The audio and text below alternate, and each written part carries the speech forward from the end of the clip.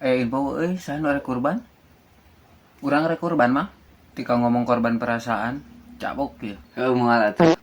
Ari ngadege beja mah cenah Haji Dadan erek. Haji Dadan mana, Bray? Haji Dadan, bapana si Peri, apal teu? Berakut apal si Peri anu pernah jadi kiper Sriwijaya FC?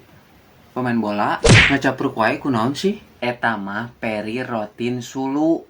Tuh serius teuing atuh, Mang. Tapi cenah cek Pak RT mah, Mang Jajat oge rek kurban, sapi atau domba? Sapi. Untung sapi. Lamun domba urang mah bisa ngadahar euy. Nah, mah mah bisa ngadahar? Apaanan urang boga penyakit riut. Pantes ngomong ngacapruk.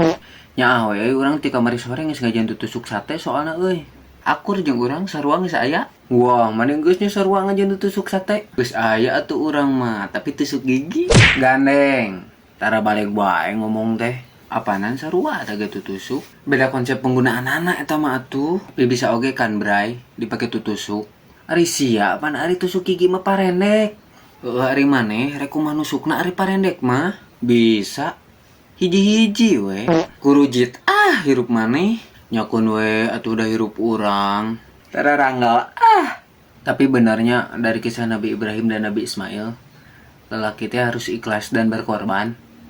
Benar, Nabi Ibrahim harus ikhlas mengorbankan anaknya sedangkan Nabi Ismail harus ikhlas jadi korbannya. Teu kabayangnya lamun harita Allah Subhanahu wa taala teu ngaganti Nabi Ismail ku domba. Meureun tiap tahun loba jelema anu disembelih. Mata tong heran hirup lalaki mah penuh pengorbanan dan tanggung jawab. Jamang eta kata-kata anu mah bener kelas pisan Urang oge pernah rela berkorban demi melihat dia bahagia dengan yang lain. Anu ditinggalkeun ku sabab reuneuh teh heula.